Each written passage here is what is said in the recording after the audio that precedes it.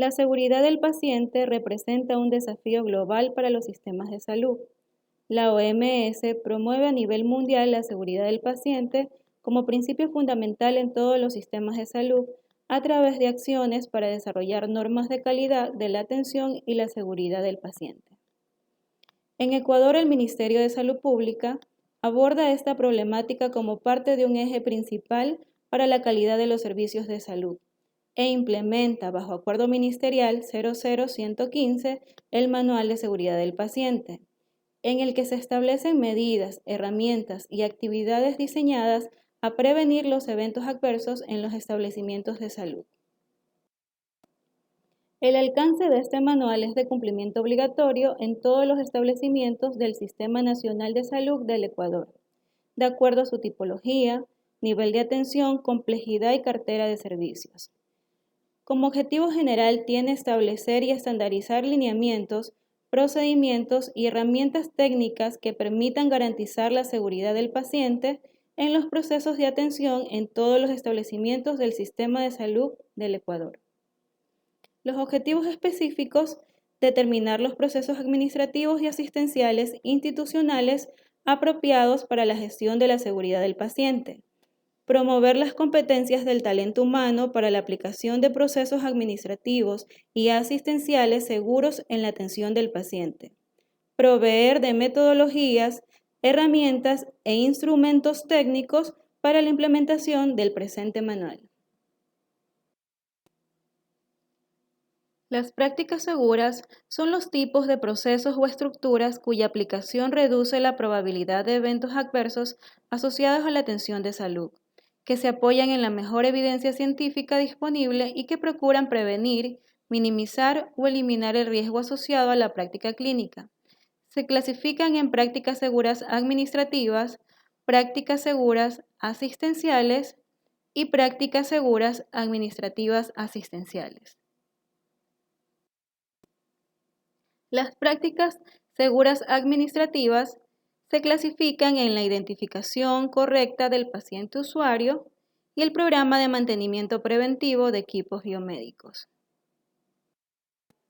Entre las prácticas seguras asistenciales está el control de abreviaturas peligrosas, manejo adecuado de medicamentos de alto riesgo, control de electrolitos concentrados, conciliación de medicamentos, administración correcta de medicamentos, administración de antibióticos profilácticos en procedimientos quirúrgicos, profilaxis de tromboembolismo venoso y prevención de úlceras por presión.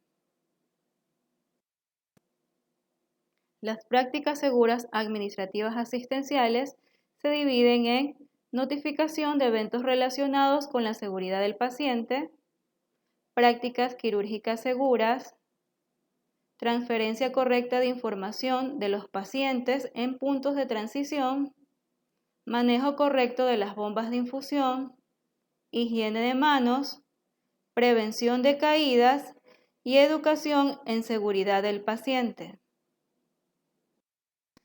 Prácticas seguras administrativas. Identificación correcta del paciente usuario. Tiene como objetivo disminuir la incidencia de errores relacionados con la identificación de pacientes usuarios en todos los procesos y procedimientos de atención ejecutados en el establecimiento de salud.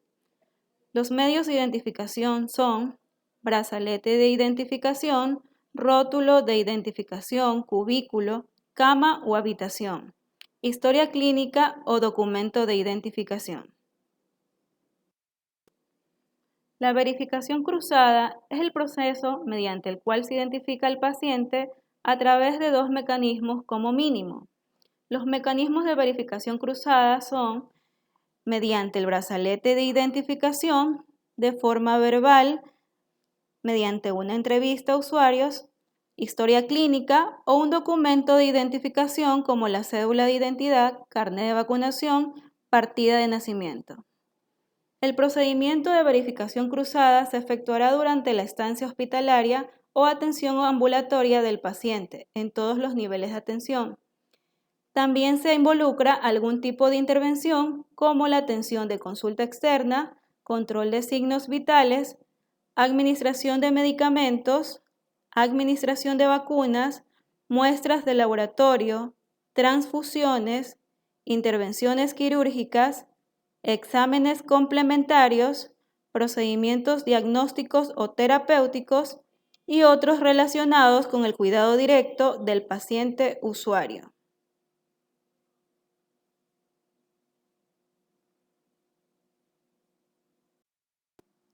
Datos de identificación. Los dispositivos de identificación deben de contar como mínimo con 2 datos del paciente. Datos en el brazalete de identificación. En este se debe de aplicar el número de cédula, nombres y apellidos. Datos en el brazalete de identificación del recién nacido. Número de cédula de identidad de la madre, nombres y apellidos completos de la madre, fecha y hora de nacimiento, peso y sexo. Datos en el rótulo de identificación. Número de cédula de ciudadanía o historia clínica, nombres y apellidos completos del paciente, fecha de nacimiento y fecha de ingreso al servicio, sexo y cama. Si no es posible conocer la identidad del paciente atendido por el servicio de emergencia, se escribirá en el brazalete de identificación como nombre NN y el registro de historia clínica otorgado. La colocación del brazalete de identificación se realizará en los siguientes momentos: ingreso a hospitalización, ambulatorios para procedimientos de alto riesgo, maternidad de corta estancia, recién nacidos inmediato al nacimiento y antes de la primera hora de hospitalización, transferencias, referencias o derivaciones en vehículos de transporte sanitario.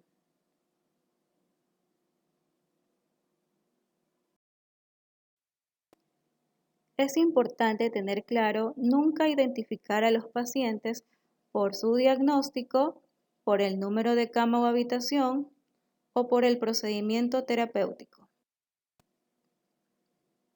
Si durante el proceso de verificación del paciente no cuenta con el brazalete de identificación o existe algún error en los datos, se deberá de informar inmediatamente al responsable del servicio, quien procederá a su registro en el formulario de registro de pacientes sin brazaletes de identificación. Programa de mantenimiento preventivo de equipos biomédicos. Se encarga de garantizar el correcto funcionamiento de los equipos biomédicos utilizados en la atención del paciente. Acciones para llevar a cabo el mantenimiento preventivo de los equipos biomédicos. Planificar una inspección periódica de los equipos biomédicos, verificar situaciones que puedan originar fallas o depreciación acelerada de los mismos. Actualizar permanentemente el inventario de los equipos biomédicos. Elaborar un cronograma de mantenimiento preventivo y correctivo. Registrar en cada equipo la fecha del mantenimiento, ya sea preventivo o correctivo. Verificar el funcionamiento óptimo del equipo biomédico luego del mantenimiento. Prácticas seguras asistenciales. Control de abreviaturas peligrosas. Tiene como objetivo estandarizar la utilización de abreviaturas permisibles en los procesos de atención para evitar confusiones y errores que afecten a los pacientes. Dentro de las recomendaciones para evitar abreviaturas peligrosas tenemos no administrar medicamentos si se observan abreviaturas peligrosas y en caso de tener duda, preguntar directamente a quien genera la indicación. No utilizar por ningún motivo abreviaturas para la redacción de diagnósticos, escalas de valoración, procedimientos, medicamentos y dispositivos invasivos.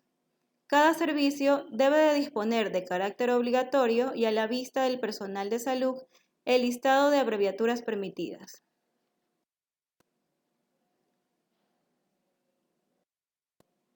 Manejo adecuado de medicamentos de alto riesgo. Todos los medicamentos tienen potencial riesgo de causar algún evento adverso.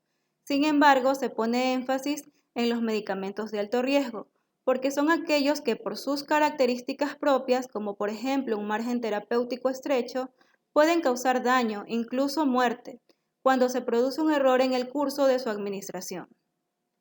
Como objetivo tiene establecer un proceso adecuado y seguro en el manejo de medicamentos de alto riesgo, identificados en el establecimiento de salud, de acuerdo a su tipología y nivel de complejidad. Dentro de las acciones para el manejo adecuado de medicamentos de alto riesgo tenemos que identificar y disponer en todos los servicios y a la vista de todo el personal de salud el listado de medicamentos LASA, que son medicamentos con similitud ortográfica y fonética, y medicamentos de alto riesgo. Identificar los medicamentos de alto riesgo con etiqueta de color rojo. Emplear sistemas de doble chequeo independiente, en que una persona revisa el trabajo realizado por la otra. Establecer procedimientos y asegurar el control durante el almacenamiento, preparación, distribución, prescripción, administración, documentación y caducidad de medicamentos de alto riesgo.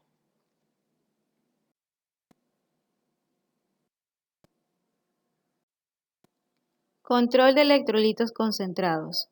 Tiene como objetivo estandarizar el manejo correcto de los electrolitos concentrados relacionados con los procesos de atención de salud, de acuerdo a su tipología y nivel de complejidad. La Organización Mundial de la Salud considera de alto riesgo a los medicamentos y las preparaciones que contengan los siguientes concentrados de electrolitos: sodio hipertónico, cloruro de potasio, sulfato de magnesio, gluconato de calcio y bicarbonato de sodio, para lo cual es fundamental que en los establecimientos de salud se planifique la adquisición para garantizar la disponibilidad, almacenamiento, etiquetado, fecha de caducidad, prescripción correcta, preparación, administración y desecho correcto. Acciones para el control de electrolitos concentrados. Cada unidad de salud estimará su necesidad de este tipo de medicamento acorde a su perfil epidemiológico. El personal de farmacia, dentro de sus competencias, será responsable de almacenar, etiquetar, preparar y distribuir los concentrados de electrolitos a los diferentes servicios. Los concentrados de electrolitos estarán debidamente identificados con nombre del medicamento, fecha de caducidad y rotulado de alto riesgo. Los químicos farmacéuticos son los responsables de preparar las soluciones de electrolitos concentrados en el área de farmacia para su entrega posterior en los servicios respectivos. Para la administración de electrolitos concentrados se utilizará la bomba de infusión. Todo personal de enfermería deberá de estar capacitado. Es importante indicar que deberá de contar con su rótulo con la prescripción médica adecuada sin abreviaturas. Los químicos farmacéuticos son los responsables de la custodia y provisión inicial de electrolitos concentrados hasta su distribución en los servicios, en donde los profesionales de enfermería pasan a hacerse cargo. Conciliación de medicamentos. Es el proceso que permite conocer la medicación de cada paciente antes, durante y después de la atención médica. Su objetivo principal es reconocer el historial farmacoterapéutico de cada paciente para evitar reacciones e interacciones medicamentosas no deseadas y optimizar los efectos terapéuticos deseados en todas las transiciones asistenciales, para lo cual se requiere definir el procedimiento para la conciliación de medicamentos y asegurar su aplicación, prevenir los errores por una inadecuada conciliación de medicamentos en los establecimientos de salud. Los momentos en que se realiza la conciliación de medicamentos son los siguientes: el momento del ingreso, durante la estancia hospitalaria, en el egreso y en la atención ambulatoria. Administración correcta de medicamentos. Tiene como objetivo asegurar la correcta y oportuna administración de medicamentos según las necesidades y condiciones reales del paciente. Prácticas seguras en el procedimiento de colocación de inyecciones. Primer punto. Uso de dispositivo médico descartable. Punto número 2. Cumplir con las normas de bioseguridad. Punto número 3. El uso seguro de las jeringas almacenamiento, descarte y disposición final de los residuos cortopunzantes. Punto número 4. Almacenar los medicamentos en forma adecuada, con fecha y hora de preparación, dilución y responsable. Punto número 5. Verificar fecha de vencimiento antes de su preparación, dilución y administración. 10 correctos para la administración de medicamentos. Paciente correcto. Se debe de cumplir con la verificación del paciente previo a la administración del medicamento mediante la verificación cruzada. Medicamento correcto. Identificar el medicamento según su presentación y prescripción para evitar errores con medicamentos de similitud entre nombres. Vía correcta. Cada medicamento debe administrarse por la vía indicada. Cada vía de administración tiene diferentes tiempos de absorción. Forma correcta.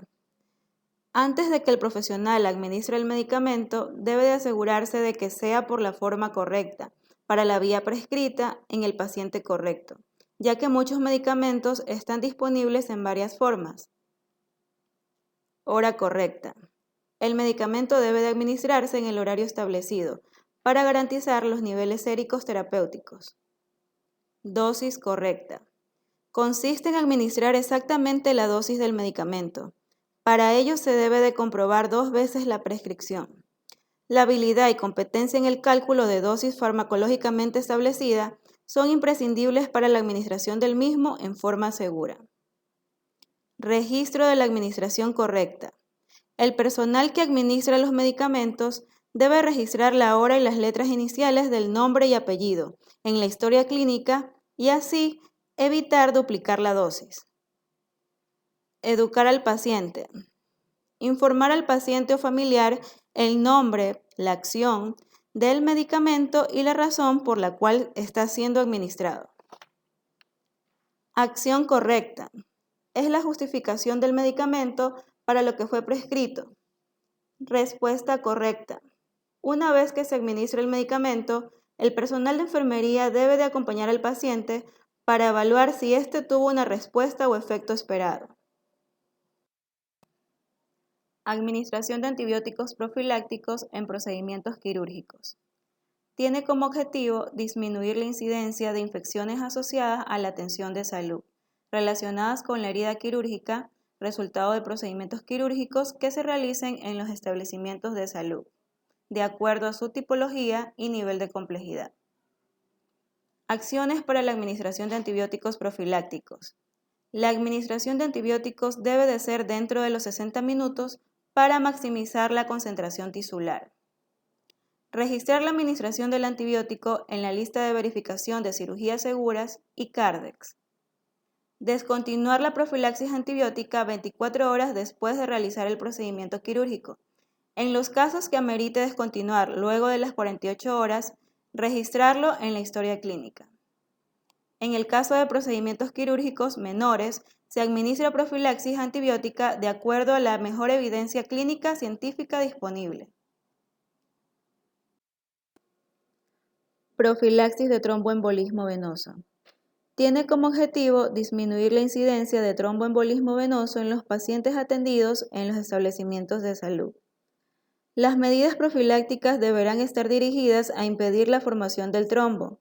En general distinguimos 2 tipos de profilaxis, la primaria y la secundaria. Dentro de las medidas profilácticas primarias encontramos la profilaxis de medicamentos dentro de las 48 horas. Mitigar el dolor relacionado con el edema tisular y obstrucción del flujo sanguíneo. Mantener elevada la zona afecta. Educar al paciente sobre la importancia de la administración de los medicamentos prescritos.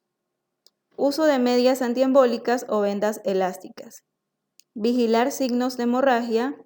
Mantener en reposo al paciente con las medidas adecuadas según su patología. Entre las medidas profilácticas secundarias están las siguientes. Administración de medicamentos prescritos por el médico. Vigilar signos de alarma de sangrado. Movilización del paciente tan pronto sea posible luego de la cirugía.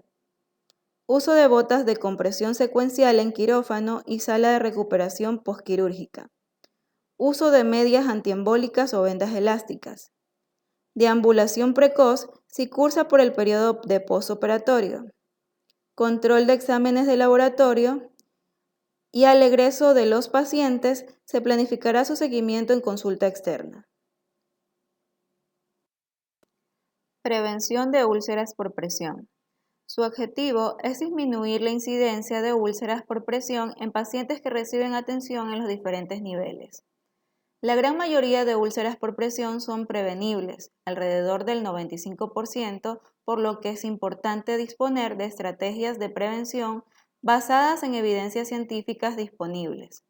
Las intervenciones preventivas que han tenido impacto sobre la disminución de úlceras por presión son las siguientes: cambios posturales, uso de superficies de apoyo que alivien la presión, como colchones de agua, aire, fibra o espuma, hidratación de la piel en la zona sacra y mejorar el estado nutricional. Evaluación del riesgo y medidas preventivas. Es importante evaluar el riesgo de desarrollar una úlcera por presión. Para esto se debe de aplicar una escala de riesgo validada por los profesionales de enfermería. Reevaluar con regularidad mediante la escala de riesgo a los pacientes con riesgo de desarrollar úlceras por presión o si las condiciones clínicas no son favorables. Realizar una evaluación del estado nutricional en todos los pacientes con factores de riesgo de desarrollar úlceras por presión. Identificar los pacientes con riesgo mediano o alto y asegurar el uso en ellos de superficies de apoyo, cambios posturales, hidratación de la piel y recuperación del estado nutricional. Formulario de escala de Norton. Se utiliza para evaluar el riesgo de que un paciente desarrolle úlceras por presión. Su principal objetivo es prevenir la aparición de este tipo de úlceras. El paciente se clasifica de 1 a 4, utilizando los siguientes 5 criterios: condición física, condición mental, actividad, movilidad e incontinencia. La clasificación del riesgo según la escala es la siguiente: puntuación de 5 a 9, riesgo muy alto; puntuación de 10 a 12, riesgo alto; puntuación de 13 a 14, riesgo medio; puntuación mayor de 14, riesgo mínimo o sin riesgo. Recordemos que no debemos esperar que ocurra lo que no queremos para empezar a prevenirlo. Gracias.